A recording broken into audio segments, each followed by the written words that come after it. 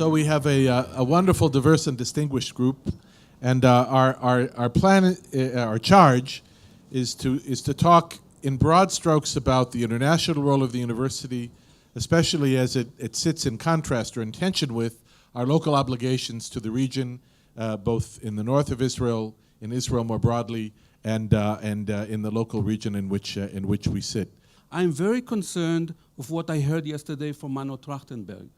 I mean, he is presenting us as if we gave up on being a research university, and he's telling us, listen, there are the three big guys, and now you are a regional university.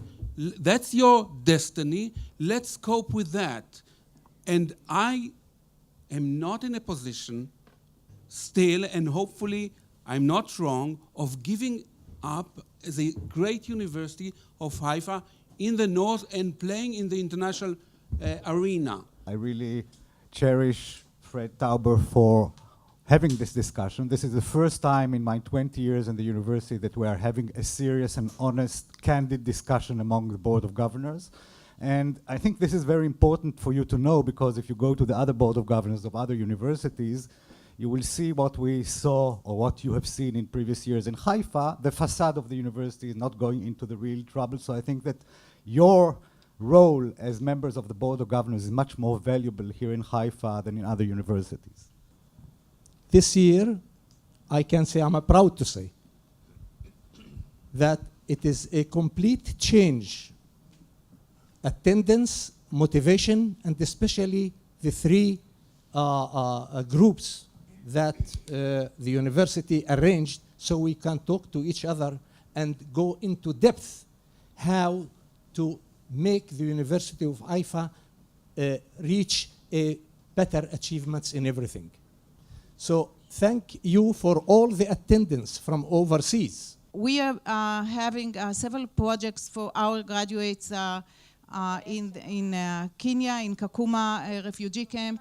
So what we did, we developed a training program for facilitators in psychosocial through arts within those countries, and we give them 5 months of training, hopefully to be established with the universities over there, like University of Manila and in Nairobi, to become centers of academic training. We are going to have 15 students coming this October from more than 10 developing countries. And again, thank you, Eitan. I recruited in the last year $1 million from the Ruderman Family Foundation. And 95% of my students are not from the north on Haifa, but all over the country. Why? Because I have something good to offer them. There are Jordanization of the Arab academic in Israel. Today, a lot of Arab students going to Jordan, going to Palestinian university, and this is create a lot of challenge, not just to the university, but to the Arab society and the Israeli society in general. With the executive committee, I love this university because of the executive committee.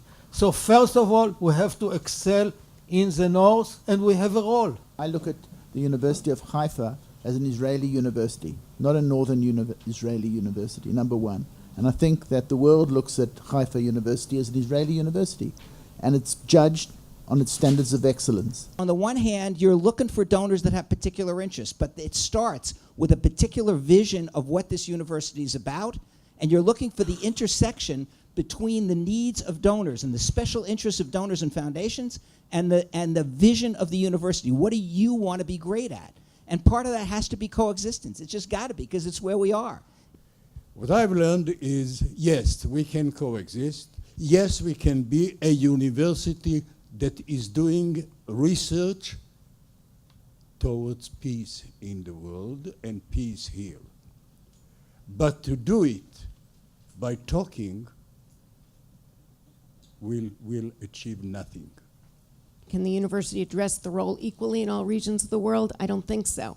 I think we should start in the Middle East because we're here. Europe because of funding, and Africa, where Rachel has, given an example. I mean, Africa is a big and an unexplored opportunity for the future.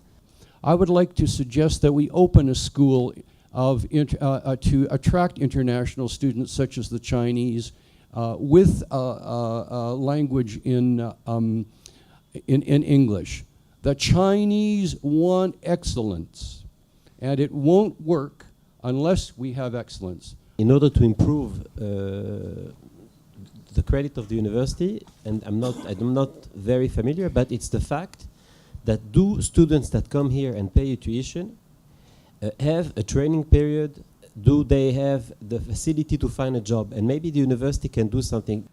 I don't think that we can solve this identity crisis by exporting knowledge to the undeveloping countries, or trying to bring students from overseas here before we become a real campus of excellence. We cannot really become international if we don't have a stand in the national scene, and we cannot be excellent in the national scene if we don't have a solid base in the region, and we are not relevant even for our city. I think as an area of exchange of ideas, development of research ideas, and a financial market, Israel needs to extend itself and have a dialogue with the world outside the region. In London, in the UK, it's hard enough to convince anybody that Haifa University even exists, let alone that it's distinct from the Technion. So I think that somehow or other we have to raise our profile, and maybe we have to go back to the core values of teaching the humanities, because that is where it seems to me there's such a deficiency in the whole world. This university is a bridge. It is a bridge to Haifa community. We build here, we create here the Haifa community, the Israel. And if we want to make a change, the change is not when we finish our degree. The change starts when we enter the gates of this university. And the diversity of people in this university is what makes it special. This idea of Startup Nation was a revolution, and we in the US have just eaten it up and love it. The next phase that is now being discussed, and I'm going to share with you something that you cannot steal, an idea that cannot go beyond this room, because the founders of this movement will kill me. But going from Startup Nation to Tikkun Olam Nation. So this is what the young generation, whether Jewish or not, cares about. Their connection with Israel, as was just mentioned, is not as strong as my generation or most of our generations. The young people, the young Jews around the world, do not see Israel the way we saw it. So one way to remedy that is to connect Israel with these young people through repairing the world, and that is in Africa, that is in Latin America, that is through all the different mechanisms that are here in the university today.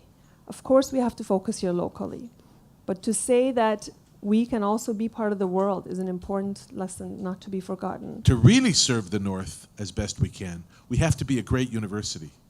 And we don't define a great university in the northern region of Israel. Because a great university, we have to be a great university amongst all of the universities of Israel, whether we use the Shanghai scale or the Times of London scale or some other scale. We have to compete there on a global scene. As one who spent many years complaining about the way these meetings were run, I want to join my colleagues in saying that I am so grateful to Fred and to Hanan and to all of the others in the administration of the university who have created this event for the members of the board to give us a sense of participation and involvement, which we have not had until, well, last year was an introduction. This year is the reality. First of all, on behalf, at least on the management team of the university, I would like to thank all of you for your enlightening remarks. And also that you felt the change that we want to share with everyone, the information and also the exchange of ideas and even sometimes criticism. This has really been a very exciting 2 hours, and I like to think next year we will all be sitting here again and discuss and say something, whatever our query and our questions were, that it maybe had been solved or that it's got better. And Technion Haifa, I'm not sure. I remember this discussion 25 years ago. So it might be another year. But let's meet next year.